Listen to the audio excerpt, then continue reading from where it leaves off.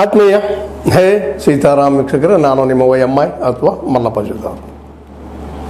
ಜನದಂಗೆ ಹೇಳಬೇಕು. ಇದನ್ನು ಹೇಳಿದವರು ಯಾರ್ರಿ? ಆರ್ ಅಶೋಕ್ ಅವರು. ಆರ್ ಅಶೋಕ್ ವಿರೋಧ ಪಕ್ಷದ ನಾಯಕರು. ಜನದಂಗೆ ಹೇಳಬೇಕಂತ. ಯಾಕೆ? ಪೆಟ್ರೋಲ್ ದರ ಏರಿಸಿದಾರ, ಡೀಸೆಲ್ ದರ ಏರಿಸಿದಾರ. ಈ ಮಾತು ಎಲ್ಲಿ ಹೋಗ್ತದ್ರಿ? ಅರಾಜಕತೆಯನ್ನು ಹುಟ್ಟಾಕೋದಿಲ್ವ ಇದು? ಯಾಕೆಂದರೆ ಸ್ವತಃ BJP ಸರ್ಕಾರ, ಇದೇ ನರೇಂದ್ರ ಮೋದಿಯವ್ರ ಸರ್ಕಾರ 70 ರೂಪಾಯಿಗಿದ್ದಂಥ ಒಂದು ಪೆಟ್ರೋಲ್ ದರವನ್ನು 100ಕ್ಕೆ ತಂದು ಹಚ್ಚಿದ್ರು. ಜನ ವಿರೋಧ ಮಾಡಿದರು, ಕಾಂಗ್ರೆಸ್ ವಿರೋಧ ಮಾಡಿದ್ದಾರೆ. ಸರಿ, ಆಗ ಯಾರು ದಂಗೆ ಹೇಳಬೇಕು ಅಂತ ಯಾರೂ ಹೇಳಿಲ್ಲ.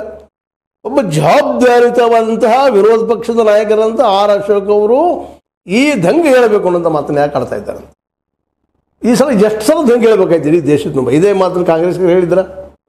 ಇದೇ ಮಾತನ್ನು ಈಗಂತೂ ಜೊತೆಗಾರರಾಗಿದ್ದಾರೆ JDSನವರು. ಅದು ಇನ್ನುಳಿದ ಯಾವುದೇ ಪಕ್ಷ ಮಾತಾಡಿದ್ರೆ ಏನು ಮಾಡ್ತಿದ್ರು ಅವರು? ನೀವು ವಿರೋಧ ಮಾಡ್ರಿ. ಹೌದು, ತಪ್ಪದು.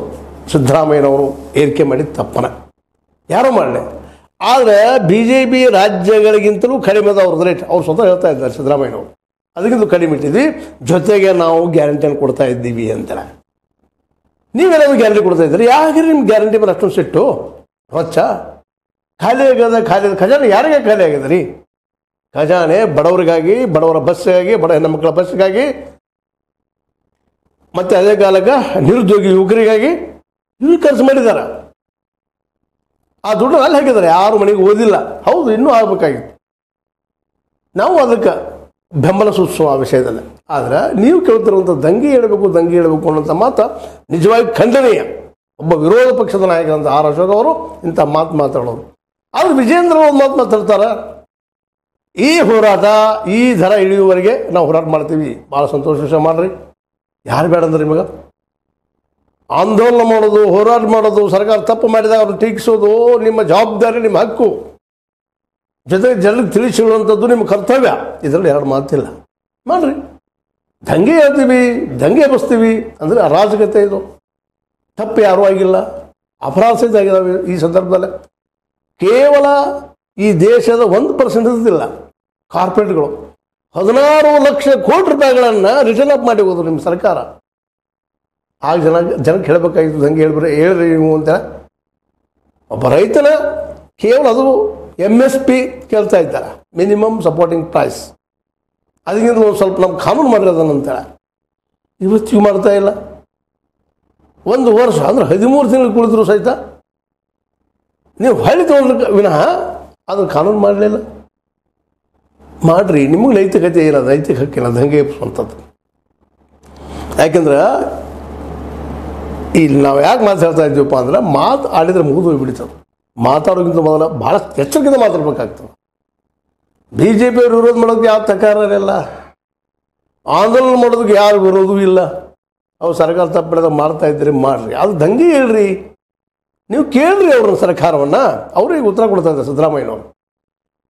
ಮತ್ತು ಒಂದಿಷ್ಟು ನಾವು ಗುಳ್ಳು ಎಬ್ಬಿಸಿದ್ರು ಎಲ್ಲರೂ. ನೀವು ಎಬ್ಸಿರ್ಬೋದು, ಬೇರೆದವರು ಎಬ್ಸಿರ್ಬೋದು. ಇಲ್ಲ, ಈ ಗ್ಯಾರಂಟಿಗಳು ಬಂದಾಗ್ತಾವ. ಅದಕ್ಕೆ ಸಿದ್ದರಾಮಯ್ಯನವರು ಕ್ಲಾರಿಟಿ ಕೊಟ್ಟರು, ಇಲ್ಲ ಬಂದ್ ಆಗೋದಿಲ್ಲ ಅಂತೇಳಿ. ಯಾಕಂದ್ರೆ ಈ ದುಡ್ಡು ನಮಗೇನು ಹಂಚ್ತಾ ಇದ್ದಾರೆ 50,000 ಕೋಟಿ 59,000 ಕೋಟಿ ವರ್ಷಕ್ಕೆ ಜನರ ಬಡತನಕ್ಕೆ ಹಂಚ್ತಾ ಇದ್ದಾರೆ. ಇಲ್ಲಿ ಯಾರೂ ಲಂಚ ಪಡಿತಾ ಇಲ್ಲ, ಡೈರೆಕ್ಟ್ ಅವ್ರ ಅಕೌಂಟ್ಗೆ ಹೋಗ್ತಾ ಇದೆ. ಹೌದು ಅಂತಲ್ಲ, ಇಲ್ಲೇ 2 ನಂಬರ್ ಆಗಿದೆ, ಇಲ್ಲೇ ದುಡ್ಡನ್ನ ಹೊಡೆದಿದ್ದಾರೆ ಜನರ ಹೆಸರಲ್ಲೇ. ಹೌದು, ಅದು ಬೆನ್ನ ಹತ್ರ. ಅದಕ್ಕೆ ಬಸ್ಸಲ್ಲಿ ತಿರುಗಾಡುವಂಥ ಹೆಣ್ಮಕ್ಳಿಗೆ ಬಸ್ ಫ್ರೀ ಇಲ್ಲ, ಆ ದುಡ್ಡಿನ ಯಾರೋ ಹೊಡಿತಾ ಇದ್ದಾರೆ. 2,000 ಹೆಣ್ಮಕ್ಳ ಖಾತೆಗೆ ಹಾಕ್ತಾ ಇದ್ದಾರೆ, ಆ ದುಡ್ಡಿನ ಯಾರೋ ಹೊಡಿತಾ ಇದ್ದಾರೆ. ಏನಲ್ಲಿ ಭ್ರಷ್ಟಾಚಾರ ಅಂದ್ರೆ ಹೇಳ್ರಿ. ಅವ್ರು ಭ್ರಷ್ಟಾಚಾರದ ಬಗ್ಗೆ ಮಾತಾಡ್ರಿ ನೀವು. ಈಗೇನು ಅನುದಾನ ಕೇಳ್ತಾ ಇದ್ದಾರಲ್ಲ ಈ MLAಗಳು. ಮೊನ್ನೆ ನಿಮಗೆ ಅದನ್ನು ಹೇಳಿದ್ರು, ಕಲ್ಯಾಣ ಕರ್ನಾಟಕದಲ್ಲಿ ಆ ದುಡ್ಡನ್ನು ಖರ್ಚು ಮಾಡಲಿ. ಇವರು ಅನುದಾನ ತೆಗೆದುಕೊಂಡು ಆ ಯಾವ ಕೆಲಸ ಬೇಕು ಆ ಕೆಲಸಕ್ಕೆ ಅನುದಾನ ಖರ್ಚು ಮಾಡಲಿಲ್ಲ. ಅದು ಒಣಗಿದ್ದ ದುಡ್ಡು ಉಳಿದದ್ದು. ಇನ್ನೂ ಇವ್ರಿಗೆ ರೋಡ್ ಹೊಡೆಯಲ್ಲಿ ಮತ್ತೆ 40% ಅನುಕೂಲ ಆಗೋಲ್ಲ. ಏನಾದಲ್ಲ ಅದು ಕೆಲಸ ಮಾಡ್ತಾರೆ ಇವರು. MLAಗಳು ಯಾರು ಉಳಿದವರು, ಶಾಸಕರು, ಜೊತೆಗೆ ನಮ್ಮ ಸಚಿವರು. ಇನ್ನೊಂದೇನು ಎಬ್ಬಿಸ್ತಾ ಇದ್ದೀರಿ BJP ಅವರು. ಭಾಳ ಸಂತೋಷ. 40 ಜನ BJP ಹೋಗ್ತಾ ಇದ್ದಾರೆ. ಇನ್ನೂ ಬಿಡಲಿಲ್ಲ ನಿಮ್ಗೆ ಸೋತರು ಸಹಿತ. ನೀವು ಗೆದ್ದಿರ್ಬೋದು, ಅದು ಗೌರ್ಮೆಂಟ್ ಮಾಡಿರ್ಬೋದು. ಆದ್ರೆ ನಿಮ್ಮ ಸಿದ್ಧಾಂತದ ವಿರೋಧಿಗಳ ಜೊತೆ ನೀವು ಹೊಂದಾಣಿಕೆ ಮಾಡ್ಕೊಂಡಿದ್ರಿ. ನಾಯ್ಡು ಮುಸಲ್ಮಾನರ ಪರ ಇದ್ದಂಥ ವ್ಯಕ್ತಿ.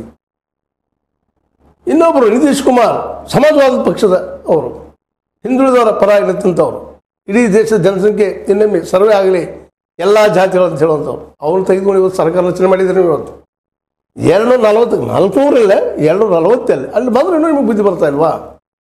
ಈ ಗ್ಯಾರಂಟಿಗಳಿಂದ ಜನರಿಗೆ ಒಂದಿಷ್ಟು ಆದರೂ ಸ್ವಲ್ಪ ನೆಮ್ಮದಿ ಕೊಡ್ತಾ ಇದ್ದಪ್ಪ, ಇದು ನಾವು ವಿರೋಧ ಮಾಡಬಾರ್ದು ಅನ್ನೋಂಥದ್ದು ಬರಬೇಕಲ್ಲ. ಹೋಗಲಿ, ನೀವು ಸರ್ಕಾರ ತಂದು ಅದು ಇಲ್ಲ, ನಾವು ಗ್ಯಾರಂಟಿ ಸರಿಯಾಗಿ ಕೊಡ್ತೀವಿ ಅಂತ ಯಾಕೆ ಹೇಳಬಾರ್ದಿಲ್ಲ? ಅದನ್ನು ಹೇಳ್ತಾ ಇಲ್ಲ. ಖಜಾನೆ ಖಾಲಿ ಆಯಿತು, ಬಡ ಜನರಿಗೆ ಬೆಂಕಿ ಹೆಚ್ಚು ಮಾಡಿತು. ಹೌದು, ಟ್ಯಾಕ್ಸ್